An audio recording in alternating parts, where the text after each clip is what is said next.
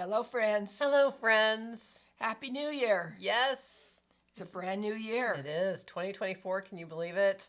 Well, we took 2023 off now, and We we're ready. did. We're ready to head on in and do some neat things this year. We hope. But We hope so. Yes. Yeah. I told Derek we kind of flipped the calendar over. Like we are in the future now. Can you We are. We are. It just feels this way. I mean, if I could look back when I was a kid, and 2024 would have just seemed Oh. like impossibly far in the Yes, future. wouldn't have it. Yeah, crazy, isn't it?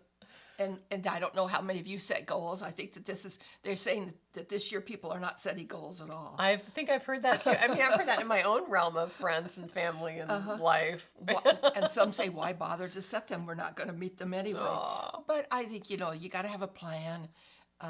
It's fun to think, even in your mind, even if you don't write them down, what would I like to do this year? Oh, well, I think having a vision is so incredibly I important, even if it's agree. not for this year. Even if it's just for at some point in the future. This is what I want myself and my life to be like, Yes. or be able to do or experience or whatever it is. I think that vision is so important, and then. You guys taught us kids that planning, to meet that is really important too. I mean, I'll never forget that one of your favorite things when I was a kid was, or Dad always said anyway, if you don't, what did he say? He said, failing to plan is planning to fail. That's what was one of his things that he said. And that was really, I think, wise. Because it is, if you don't have a plan, then sometimes you don't know where you're heading going. or what That's you have right. to do to get there. Well, it's like having a roadmap, right? It is. And It is. you have to have a destination. If you don't have a destination, you don't know where you're going to end up. So yeah, I think it's important too. And one thing I like to do every year, and mentioned to you last year, is to find a word that we want to work with more this year. And for lots of people, for many people, it might be kindness, it might be focus, it might be simplify, or whatever.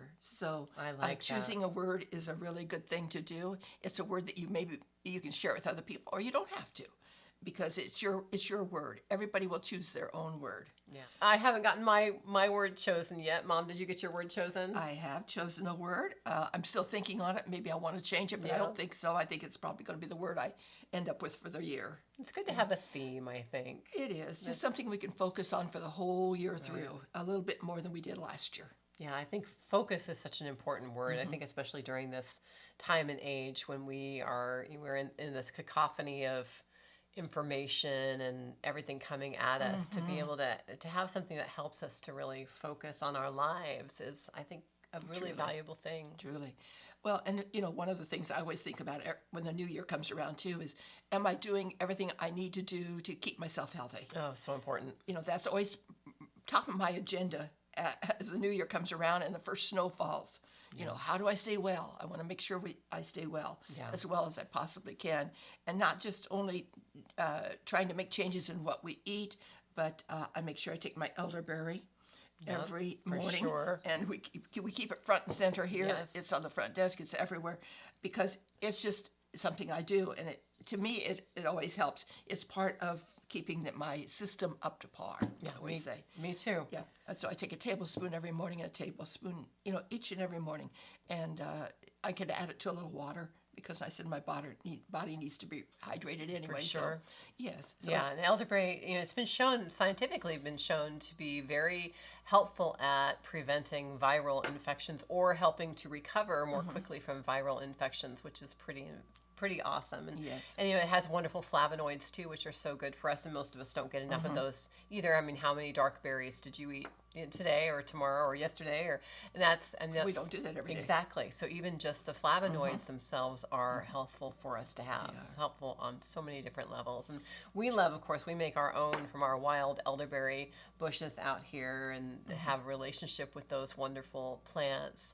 And we know a lot of people don't have the ability to do that, which is why we carry this wonderful locally made elderberry concentrate in the shop. And it's wonderful. It's the only one that we've ever found that we really felt was high enough quality that we wanted to carry it here in the shop. But we also have the kits that they can make up their own. Yes, you can make up your own elderberry dried- syrup kit from the dried elderberries are in there along with spices, and that's a really fun way to DIY your elderberry.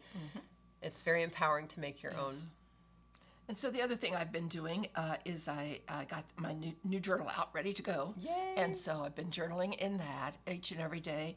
I talk about journaling probably a lot. Maybe some people think too much, but I tell you, I think if one trusts the process of what happens when we journal, it's almost like magic, because if you do it in times of maybe grief or times of stress or when you have trauma in your life, I believe you can work through a lot of things that way, but every day brings the gratitude from when we write things down, I believe. And it also helps us sort things out when you write them down. So clarify your thoughts. It does. It just becomes a little bit of a magic process, I think, in a lot of ways. So I hope you all are journaling.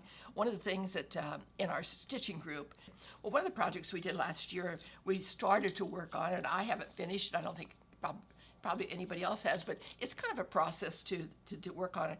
And that was, we wanted to all do an interesting journal with doodads and doodles and all that kind of thing in it. But mine became more of a scrapbook journal type thing. And it was fun to get it started and to do, and it's going to be a thick one.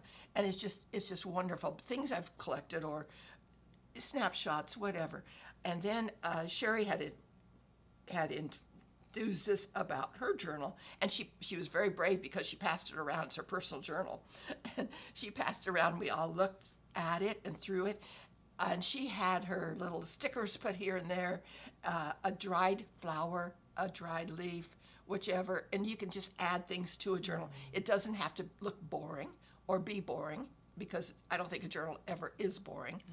And then Amy had gone to Office Depot, and she brought a little taller one. And it's narrow and tall, and it's like a ledger would be, but it has the lines across. But the first 1/3 of the page is blank. And in that blank is where you could glue in a pressed leaf, put this little snapshot, a piece of the yarn that you're using to make your new afghan, whatever. I just love it, and it just makes it a little more interesting. So it's an important thing, I think, to journal. Oh, I get excited about journaling. I do too. I think that, I know in your life, especially when Dad passed, that was a way to get through it. And for me too, it's always been a way to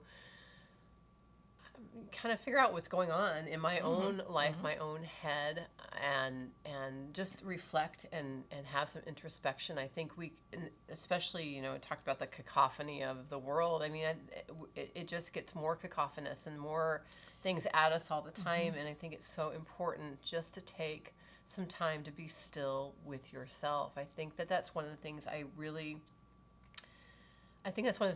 that this next generation just doesn't have. I mean, there's just constant at them. Yes. And even my kids who are in their early 20s, listening to music all the time or doing something all the time. And if you can just take some time and listen to yourself, and journaling is a way to do that.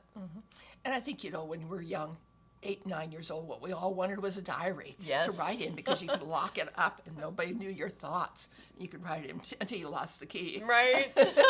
And it was locked, and your dad had to open it up for you. I remember that. So Open it, but don't read it. But that gets you started on why that is important to do, because there's something happens that's a little bit deeper. Yes. And I like that. But there's that's the reason they're teaching in prisons to the prisoners and writing in a journal. Sure. Because it gets their thoughts down and to figure things out. Well, That's self-reflection I think it's a really underrated thing in our society. It's all about, a lot of times I think in our society it's all about reaction, and that's really sensationalized, but really you can't be proactive in your own life without having the ability to self-reflect and to look at, how do I look at the world? Why do I look at the world this way? Why am I seeing it? Is there another way to look at this? And those are things that we don't take the time to think about unless you give yourself the time to sit down and journal. I think it's a wonderful thing to do every new year, to grab a new journal and make one for the year. It's kind of deep thinking sometimes, I think, and I like deep thinking. For sure. as we're getting into the new year, we will be having some new things in the shop. Some of you may have seen these. We got these in for the holidays. We wanted to share them with you this morning. And they are these wonderful butterfly earrings. They're so pretty and they're really inexpensive, very lightweight. They're made out of acrylic and the light kind of shines through them from the back, and they're just really lovely. So we wanted to share those with you. One is a Luna moth. Yes. Beautiful. Gorgeous. And they will, yes, go with anything because they're part of nature, I feel. They just look like part of nature. Exactly. We love everything. Everything nature related, of course. That's why they're in the shop. Well, we want to make sure this year as we are going through our tea chats to let you know that you don't have to catch us on Thursday morning. Our tea chats are always available under the videos section of our Facebook page. They're also posted on our Instagram page, and you can always find them there, as well as we have a YouTube channel, and we'll post that in the comments below in case you're interested in catching us there. Of course, we really love having you see us on Facebook, if at all possible, because that's part of how we advertise is on Facebook, and that's how we stay in touch with the people that we know and our customers here on Facebook. And so we really would love for you to, anytime you catch this, if you'd please make sure to click the like or even the love button. And if you have a moment to take a moment just to comment and say that was great, or here's what I think about this, or whatever it is. Not only does that help our algorithm, but it also helps your algorithm, because if you don't do those things, pretty soon you don't see us. And so if you want to keep seeing our tea chats or anything that we post, just please make sure that you continue to like and comment. And if you feel called to, share. We appreciate that too, because that helps people to find out about us and what we do here at the shop. Yes.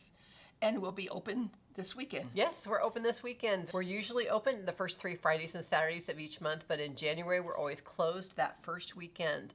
Kind of an extended holiday, as well as we're getting ready for our new home herbalist apprenticeship students, as we were this past couple of weeks, and we just got them kicked off this past weekend, and we're super excited to journey through this year with a new batch of students in our home herbalist apprenticeship program. So it's a whole new year with lots of new possibilities, and we wish you all the best. And I want to close with this. Winter is a time for comfort, for good food and warmth, for the touch of a friendly hand, and for talk beside the fire.